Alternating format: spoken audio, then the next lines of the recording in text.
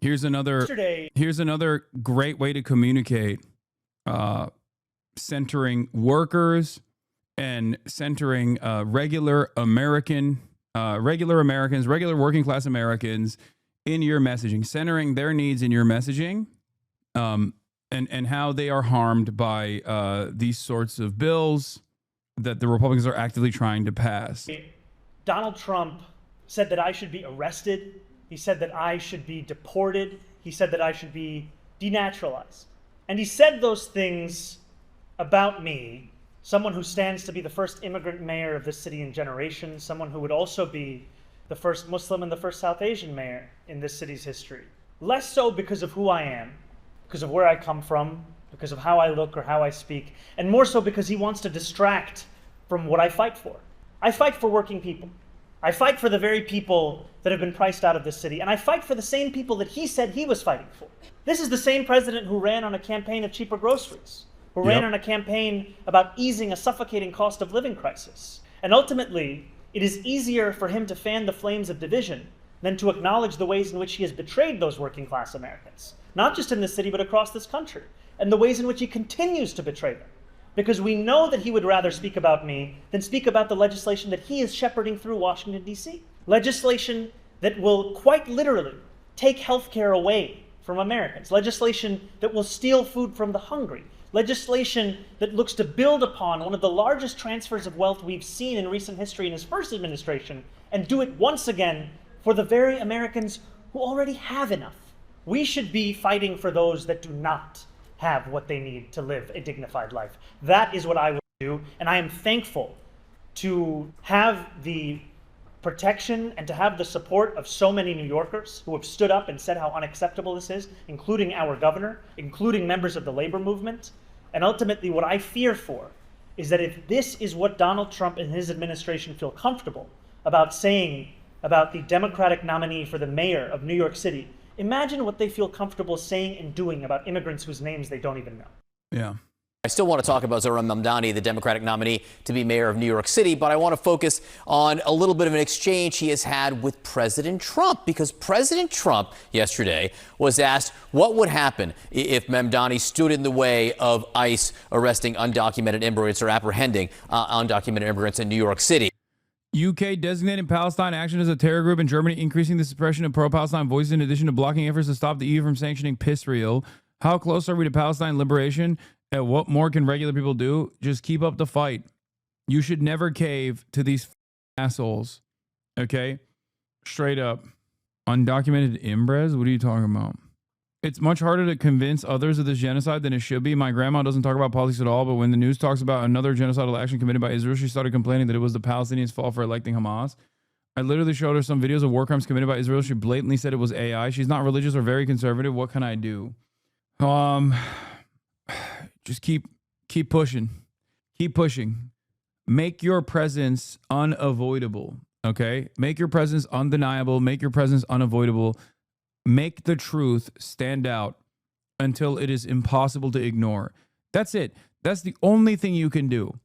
That is the only thing you can do. Okay, nursing home. Okay, all jokes aside, the only thing you can do when it seems like change is not happening, when it seems like all the powers, all the forces are refusing to reckon with the reality of the democratic wishes of the public leaning in the direction of Palestinian emancipation, the only thing you can do in that process is just keep pushing.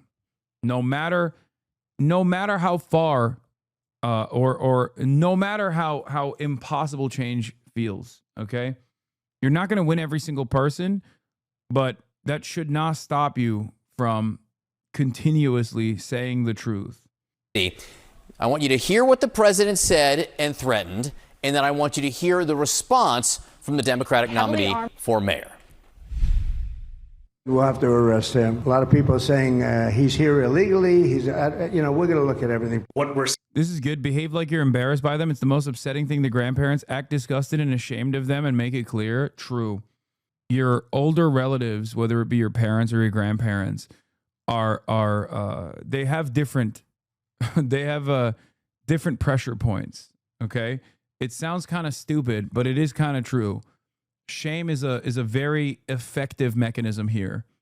Seeing in President Trump's rhetoric is an attempt to focus on who I am, where I'm from, what I look like, how I sound, as opposed to what I'm actually fighting for. Because to do so would be to display the stark contrast in our sincerity and actually delivering for the very working people who've been left behind by our politics. It just so happens that that interview that you saw with Zohran Mamdani was conducted by Errol Lewis, part of an extensive discussion last night. So, Errol, what do you make of the back and forth here and how each of those two gentlemen are positioning themselves? Well, John, good morning. As is often the case, what we have is a Republican who wants to beat up on a Democrat and sort of demonize him and use it to rally the Republican base and raise money and do all kinds of things. And frankly, Zohran Mamdani can kind of do the same thing in the opposite direction. Donald Trump is very unpopular in New York City. He lost New York City twice when he ran for president, even though this is his hometown. And Zohran Mamdani is aware of that. And it never hurts a Democrat to bash Donald Trump. And so I think we're going to see a lot of that going back and forth as each tries to exploit the political vulnerabilities of their. Dude, what a psychotic way to approach this. Dog, Donald Trump, the current president of the United States of America, is saying he's going to deport Zohran Mamdani. That is not an exploitation of anti-Trump sentiment. That's someone who should not be receiving this line of attack at all. Like, what kind of cynical assessment is this, brother? Are you crazy? Donald Trump, the president, who has already started a Gestapo-style reign, a fascist regime of immigration enforcement priorities that he is continuing in spite of tremendous public pressure and resentment, is now saying, I'm going to put the crosshairs on the dude who won the Democratic primary. He's Muslim. He's scary. I'm going to do the same racist shit that I've been doing that is incredibly unpopular to a singular force because he won an election. That's not someone cynically using Trump's statements against him. Holy Their adversary. Margaret, it sounds like what Errol's saying is you have a president who wants to bash a Democratic candidate and a Democratic candidate who wants to be bashed by the president, in a way. Yeah, and to Errol's point, they do both get something political out of it. There's another trend developing, too, where we're seeing the president talk more and more about this idea of forcing denaturalization, trying to really test the limits of what he can do as the executive in terms of the immigration status or the citizen status of people who were born in other countries, became U.S. citizens, did the things that are so often talked about as playing by the rules. You wait your turn, you study what it means to be an American, you take the citizenship test, you do all the right things, you become a citizen. And increasingly now, he and the Justice Department are talking about increasing denaturalization for naturalized citizens who in some ways are seen to have sort of betrayed U.S. ideals. And right now, this is to some extent rhetoric, but we have actually seen a huge uptick since the beginning of the first Trump administration, since 2017, in the number of cases being discussed for denaturalization. You saw him sort of float this as a threat against Elon Musk, who, of course, is originally from South Africa, when now that he is tangling again with the president. So I'd keep an eye on that also. That's a really interesting point, the comparison between Elon Musk and Zohran Mamdani and the mutual threats made against each of them there. Errol, just one more point on Mamdani. For all the differences between him and President Trump, there's also some really interesting similarities in the way that they campaign. Oh, absolutely. I mean, look, both of them focused on affordability with an almost obsessive focus. And it's really very interesting. We're looking at the numbers. We just are getting preliminary numbers, but there are some Trump Mamdani voters out there. We've identified some areas of New York City where they went for Trump just a few months ago, and now they're voting for Zohran Mamdani. And it's a wake-up call really to both parties, that something that will go beyond any other kind of traditional political consideration is that gnawing feeling of not being able to pay your bills on a daily basis. The voters have signaled every way they possibly could that will override almost every other consideration, and politicians ignore that reality at their peril. Margaret, I want you to weigh in on this, but also I want you to weigh in on this new social media post from President Trump on this huge bill that could get a vote in the House today. Hakeem Jeffries, response to Donald Trump's statement: as president of the United States, I'm not going to let this communist lunatic destroy New York. Rest assured, I hold all the levers and have all the cards. I'll save New York City and make it hot and great again, just like I did with the good old USA. Hakeem Jeffries, stop lying about Assemblyman Mamdani. He's neither a communist nor a lunatic. And New York City doesn't need to be saved by a wannabe king. Besides, you're too busy destroying America with your one big ugly bill to do anything else. Yeah, Trump needed to simply call him a dangerous radical, Hamas supporter or something that wants to globalize the Intifada, or an enemy of Israel, for Hakeem Jeffries to not be able to launch any attacks against that. Good evening. Welcome to Inside City Hall for Tuesday, July 1st, 2025. I'm Errol Lewis. Zohran Mamdani has won the Democratic nomination for mayor. This comes after the city's Board of Elections tabulated the ranked choice voting results earlier today. Eric Adams declines to comment on Trump's threats against Mamdani when Kelly Mena asks, suggests it's a distraction. They're going to have a mic in my face. Are you going to do this? Are you going to do this? Let me tell you what I'm going to do. I'm going to deliver for New Yorkers. Nice. Day. Heading into today, State Assemblyman Zohran Mamdani led with 43.5% of the vote after the first round votes were calculated. Former Governor Andrew Cuomo. The Democrats want to make the idea of Trump deporting Mamdani to be a point of weakness to convince people to not vote for him. That is incredibly cynical, and I hope you're not correct. I didn't even think about it like that, but I don't know. I mean, if they don't actually aggressively push back against the Trump administration for saying this, and simultaneously draw home a larger point about how Trump is using immigrant enforcement as a mechanism to basically rid the country of people he doesn't personally like, whether it be your neighbors who happen to not have the proper clearance, the proper paperwork, but have been authorized to live here and work here, while simultaneously claiming that they're like dangerous criminal threats, or whether it be the person who won the New York mayoral primary on an agenda not dissimilar to Trump's, which was affordability, which Trump seemingly has not solved for New Yorkers or any other American anywhere else. This is the advocacy from the Democratic Party. They should be doing this. And the fact that they're not doing this is a little bit alarming, but considering that there are Democrats, or enough powerful Democrats, who have actually, said positive things about Mamdani, I don't suspect that to be the case. Trailed by about 7 points. But then after the votes of all the other candidates were redistributed, Mamdani increased his margin of victory and came out on top with 56% of the vote. Joining me now to talk more about that is the Democratic nominee for mayor, Zohran Mamdani. Congratulations to you, and welcome back to the program. Thank you very much. Always a pleasure to be here. Absolutely. So, look, in late March, which almost seems like ancient history, an Emerson College poll showed you getting the support of only 10% of voters. What happened over that successive 90 days? We just kept building this campaign with the relentless focus on making the country's most expensive city affordable for the people who make it so special. And ultimately, we built a campaign unlike that which has been seen in our city for many years. We had more than 50,000 volunteers who knocked on more than 1.6 million doors, who made more than 2.1 million phone calls. And we had that coupled with the hunger across the 5 boroughs for a different kind of politics. He linked up with the Hasan broadcast and the Chapo broadcast. Okay. Podcasts have motion. I was wrong. That's what happened. And that's what we showed over the 8 months. And, it seems like a long way from the 10% you're speaking about, Errol, but it's even longer from where we started in October, where we were at 1% in the polls. And frankly, that's being charitable to ourselves. Yeah. Well, at what point did you realize that this wasn't just growing, but that it was going to carry you to victory?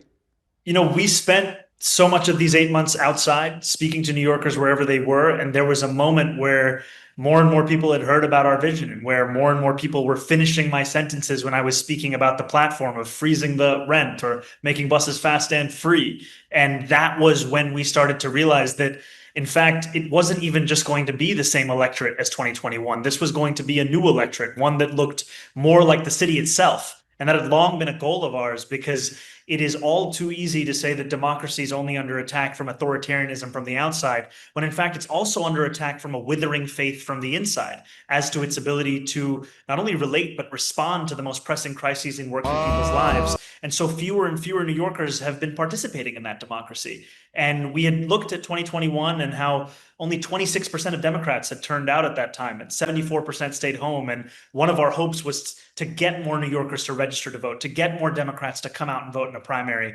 And some of the most exciting aspects of these results were the fact that we changed the nature of this electorate. We brought so many more younger voters in. We brought so many zero prime voters, as they're described. And we even saw the voter registrations in the last 10 days of this primary changing from about 3,000 to more than 30,000, and that being indicative of more people seeing themselves in our politics. So I'm sure some strategists told you along the way that this is one of the hardest things to do, right? On the other hand, it's strategically, I guess, common sense. If you play by the old rules with the old electorate, Zohran Mamdani loses. If you redefine the game and bring in new players, you have a shot at winning. And I think we were told that by many in the beginning, and I understand where they're coming from, because frankly, the idea of redefining the electorate has been spoken about many a time, and it's very difficult to do. And what made it possible was that we were not doing this alone. There were so many incredible partners in this fight that were speaking directly to the New Yorkers who've lost the most faith in local politics to actually be able to deliver in the crisis in their lives. And ultimately, the most powerful messengers in speaking to New Yorkers are New Yorkers themselves. And we found that so many people came out to vote because of a conversation they had with a canvasser at their door, because of a phone call they received, because of a moment that was far more. Man, the environment is so ripe, dude. The people are agitated. The people recognize that that change is a necessity. It's actually shocking how the endless faucet, the endless torrent of hate did not cause Zohran Mamdani to fucking lose votes at all. Reflective of their life than the way in which they had engaged with politics before, in 30-second increments on their television screen or in mailers. I feel very hopeful. Oh, talk a little bit about what life has been like, not just today, but even since last week. Who's reached out to you that may have surprised you? Who got your phone number that you never in a million years thought would call you? You know, I can tell you one of the most enjoyable surprises was on election night getting a phone call from Mayor Wu of Boston, because I had long looked at that moment when a number of mayors across the country went to testify in Washington, D.C. And the one that I wished most was our mayor, was Mayor Wu, and looking at the way in which she's led that city, and also her passion for making buses free there as well. And the results that we saw in the number of routes that she made free, especially Route 28, were inspirations for what we've sought to do here. And in that conversation, and in the many that I've had with so many incredible leaders across the country, there was a real understanding of the partnership that this city could have with so many others looking to showcase an alternative to the politics we've seen in Washington, D.C., politics of exclusion, when in fact what we need in this moment is a politics of the future, where we not only recognize the belonging of each and every person that calls this city their home, but deliver for New Yorkers to actually have somewhat of an easier life in a city that they can actually afford.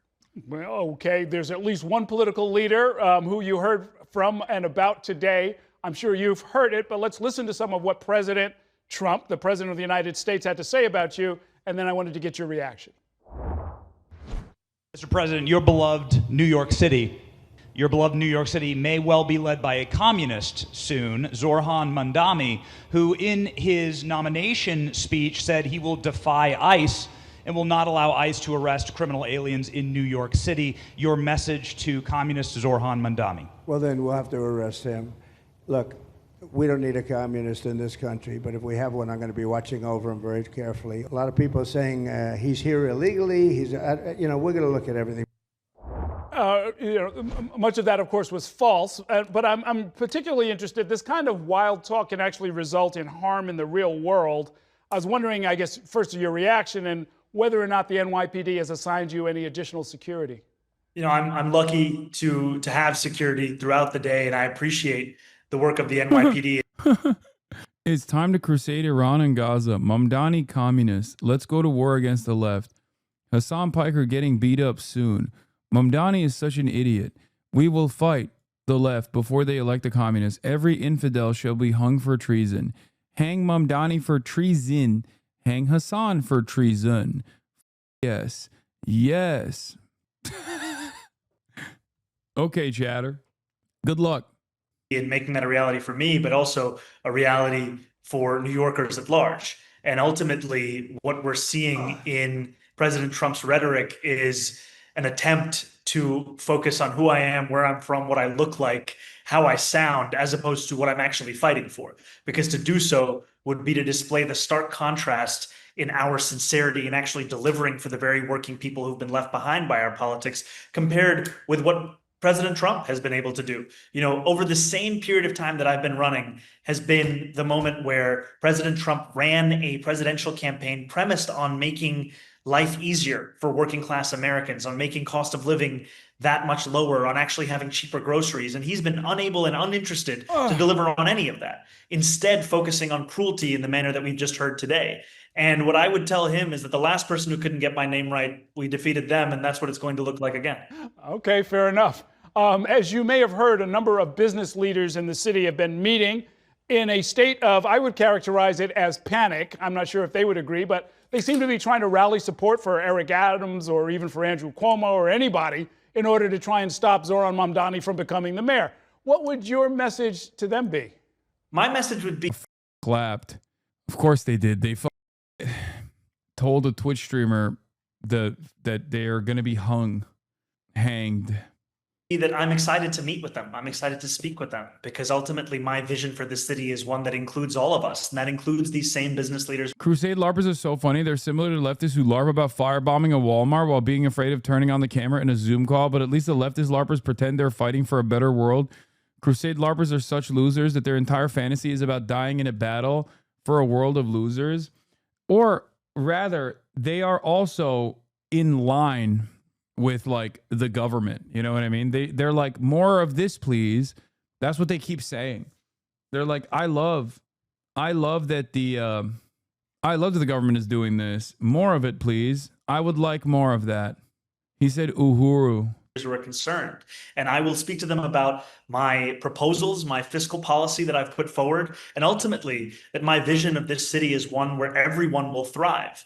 And I think what is incumbent upon me to do over these next many months is to showcase the fact that we're looking to build a coalition, not simply of the New Yorkers who already voted for me, or the ones who will even vote for me in November, but a coalition that looks like the city itself. Uhuru is a call sign for the Boogaloo Boys movement, the short-lived Boogaloo Boys movement of LARPers who look exactly like that one dude we were looking at, who wear Hawaii t-shirts and fantasize about a race war. And that includes New Yorkers who today have concerns, New Yorkers who have questions. And ultimately, I seek to be a mayor that will actually be there, who can answer those questions, and a mayor who can even be yelled at and take it, because frankly, that's what it means to be a New Yorker. And so I'm excited to have the chance to speak to business leaders. And I've been excited over this past week to have a number of conversations where I've laid out why I believe in the things that I do and how everyone has a role in actually bringing them to fruition. Are they right to be afraid that you're going to hit them with taxes and regulations that make it significantly harder to do business here? They're not right to have a fear about the difficulty of doing business in this city. Actually, we put forward a proposal to make it easier, especially for small businesses, to navigate through the bureaucracy of city government and to actually cut fines and fees in half. And my proposal is to raise the state's top corporate tax rate to match that of New Jersey, to raise income taxes on the top 1% of New Yorkers by just 2%. These are proposals that will actually make it easier even for business leaders to operate in this state and in this city, because of the fact that it will make it easier for them to attract and retain talent. So many of the incredible businesses across these 5 boroughs are built upon the work of New Yorkers who today cannot afford to live in this city any longer. And if we allow this city to become a museum of what once was, it will actually threaten the ability of anyone to do business across these 5 boroughs. I mean, one of the things I find really striking is that there are versions of what you've been talking about on the campaign trail that have already been tried. Like, we've had at least 3 years of a rent freeze under de Blasio. We've seen that if you wanted to sort of increase taxes on the very wealthy, something that Eric Adams, in fact, promised to do 4 years ago, there have been at least half a dozen bills. I saw your name on them. A bunch of them have already gone up to Albany. Most of them died in committee. But it's not like this is a brand new conversation in a lot of ways. Yeah, and I think that's what really grounds this platform. Is it's a platform that is not just urgent, but it's feasible and it's grounded in precedent. As you've said about the rent freezes, but also when it comes to making buses fast and free, that's based on the results that I saw personally as an assembly member alongside Deputy Majority Leader Mike Gianaris when we delivered the city's first ever fare-free bus pilot, and we saw that ridership went up by up to 38%, that assaults on bus drivers went down by 38.9%, and that the largest number of New Yorkers in terms of income categories that saw a ridership increase were those making $28,000 a year or less. And when I speak to business leaders and I speak to them about their concerns, one of them that I also hear is about public safety. And that's the opportunity when you're having that conversation to showcase how so much of this agenda also addresses many different aspects of that, while also making clear that police have a critical role to play in creating that public safety. And we're going to allow them to focus on the jobs that they signed up for, as opposed to continue to ask them to play the roles of mental health professionals and social workers in addition to that which they're already responsible for. Okay. I guess a final question. Your election attorney, Ali Najmi, was here recently. He said that you've been having meetings with some Jewish community leaders to try and create a connection, clarify where you're coming from on the subject of Israel and some other topics. Have those discussions been productive as far as you're concerned? Absolutely. It's an interesting way to ask that question. I don't think they have, but And they are discussions that I'm excited to continue. They are discussions with Jewish community leaders, with rabbis, with elected officials, and ultimately they are discussions to showcase that even where there is disagreement, there is always a shared sense of humanity. And my commitment as the next mayor of this city is to protect Jewish New Yorkers and to deliver on the number one priority of those same New Yorkers, which I've heard time and time again, is ensuring that this city is affordable. And I am excited at using every single tool at city government's disposal to address all of those issues and ensure that every single New Yorker sees themselves in our city government and in the results that we can actually deliver. Okay. Well, once again, congratulations. We'll see you out on the campaign trail. We've got a fall campaign, and we'll talk about that at another time. But today, of course, is a day for you to, I guess, savor the victory and get ready for the future. Thanks for coming by. Thank you very much. Okay. We're going to take a break now, and when we come back, we'll take a look at the impact of ranked choice voting on some. I'm not going to go through this whole thing. It's 36 minutes long, but I guess there's like a part where the he talks presumptive about, Democratic. He talks about Islamophobia. Death threats aren't a normal thing to have to deal with, and I'm sorry you got to endure that. You feeling okay after that, Hasan? Everyone's going to understand if you need to take a minute. Brother, if I took a minute for every death threat I received over the course of this broadcast, I wouldn't be able to fucking stream. What are you talking about? Thank you for your concern and your consideration. But death threats objectively are a normal part of what I have to deal with regular frequency. You know, it's actually pretty funny, in my opinion. The thing that, like, in my experience, it's at least sometimes it's like creative. Usually it's not. But it's cute that you think I don't receive this literally at numerous times throughout the day. I forget that normies don't realize, like, this is just an ever-present part of being an outspoken leftist. God forbid a leftist with socialist tendencies. God forbid a leftist with socialist tendencies who also is of Muslim background, you know? that was very clear in the weeks before and the days after the primary was this barrage of racist, anti-Muslim attacks on you. Equating you to a terrorist, saying you're a danger to the safety of Americans, especially Jewish Americans. And I'm going to repeat some of the attacks, not because I think they're okay to say, but I want listeners to understand what's being said. And it's not just from the right wing and Republicans in office. It's also from other influential figures. Deborah Messing of Will and Grace posted online that you sided with terrorists and you celebrated 9/11. You were 9 when that happened.